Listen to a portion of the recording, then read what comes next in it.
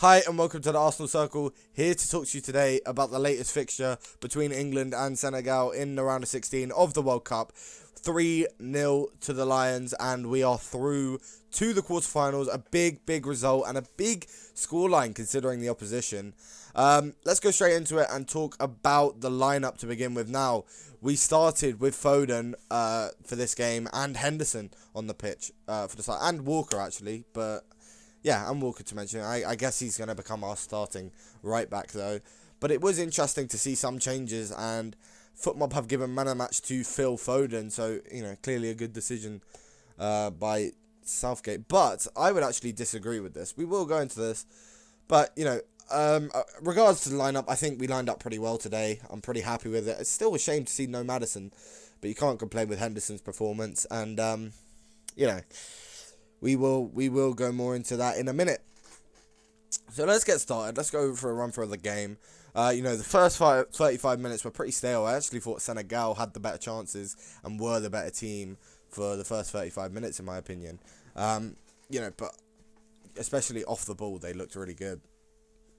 But, eventually just fell to Jordan Henderson from Jude Bellingham. Great pass. Good goal. Can't complain. Jordan Henderson deserves the goal. And then right before half-time, we get another with Phil Foden assisting Harry Kane this time. Again, similar sort of thing. Just a good ball. And, it wasn't a difficult finish. But, if you're not a top-level striker, you don't score. You know what I mean? It's one of those ones. And, they made some changes at the half-time. We're looking really strong here. But this is what I love to see, man. Bukayo Saka scoring. It was a great goal as well. I know I'm probably exaggerating that, but it was just a perfect kind of angle that he needed. And, really happy with my boy there. And for the rest of the game, we just kind of saw it out. So, who do I want to talk about? Let's talk about some notable performances. Who played particularly well? Well, I thought that Jude Bellingham had a really good game, and so did Henderson. I thought they had great games today, and they were very good going forward. I will get onto in a bit about the criticism, but I don't want to focus on the positives. Another positive, Harry Kane scored. We will go on to him, and I did like our defense. I thought our defense was just quite solid. We didn't seem like we were going to concede. I know that they had the better chances in the first half, and it did seem like for a second, they might get something going, but I think our defense, apart from that, did particularly well. But let's go on to some criticism, because whilst we did win 3-0, I think I've got a lot of bad to talk about, and I did focus on the bad in this game, and maybe that's my fault for doing so. But Phil Foden getting man of the match, I don't think is the right decision, because he just kind of didn't really do much. I know he got 2 assists, but, he wasn't that involved. He didn't look particularly threatening or, great on the ball. I don't know. He just didn't look his usual self.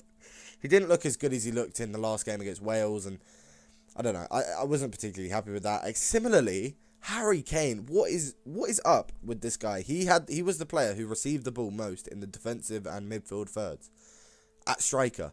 Why is he all the way back here all the time? I don't like it. I really don't like it, because Henderson was forced to kind of take this position. Henderson only scored here because he was in Harry Kane's position, and Harry Kane was in Henderson's position. That shouldn't be the situation. Kane should be getting braces. Kane should be going forward. Kane should be forward, getting goals. I didn't like it, and I know I've criticised Kane on every single game, but I think I have to do it again. It's not a good performance from him, and I know he scored.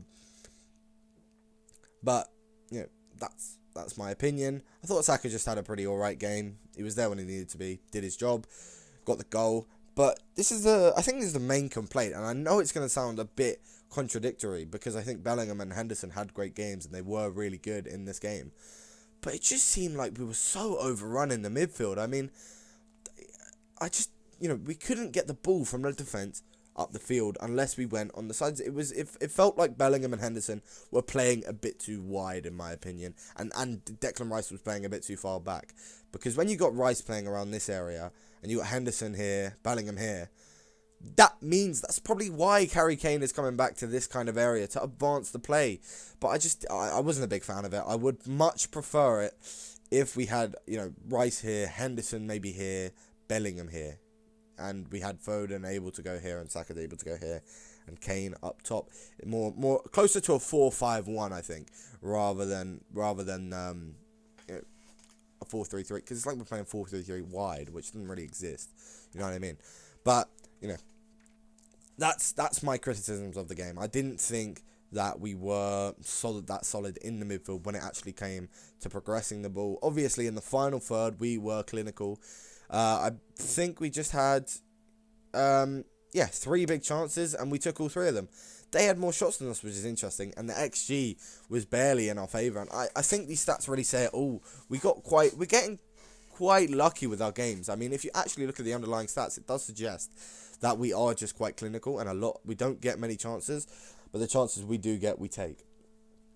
Now, that's not necessarily a bad thing, but it does mean that when we come up against someone like France, where it's hard to get those chances, where are we going to get those goals from? And, I think we're going to really have to push for on the break against France. I think that's the only chance we're going to have. And our main issue with the game is going to be defending Kylian Mbappe. But it is going to be interesting to see what this England side can do against France. Whether we can win, or whether we're going to have to hold on for a draw or whatever. What was I going to say? Yeah, so let's talk about Senegal for a bit here. I think Ismaila Sarr, Footmob has got it right here. A 6.7 rating for him. He was pretty solid. Again, Koulibaly was pretty solid. He even got a yellow card, but still a high rating for him. And Sabali, Footmob is. I was particularly impressed with Jacobs, in my opinion. I do think that, as I said, Saka did his job, but he was nullified for quite a bit of the game. I did see him passing back quite a bit, and that's you don't want to see that. But I mean, he got the goal, right? He got the goal. Mendy didn't have a great game, did he? The ball slipped out his hand a bit. But yeah, if I had to give my man of the match, I'd either give it to Bellingham or Henderson. I think they both had great games, but I just would like them to be a bit more tighter in the midfield, not like they're playing with the wingers, you know what I mean? But overall, a really just kind of solid performance, 3-0, but I mean, the scoreline did definitely flatter us. But it's the motivation that we need, and now we just have to have the mindset to go forward and beat France now. I know that's going to be a difficult task and maybe too much to ask for this England group, but I think we can, and I think we have the quality to do it. Fingers crossed, up the Lions. It's coming home. If you enjoyed the video, thank you. If you enjoyed the video, please like and subscribe. Comment down below if we will beat France or not. And thank you for watching. Goodbye.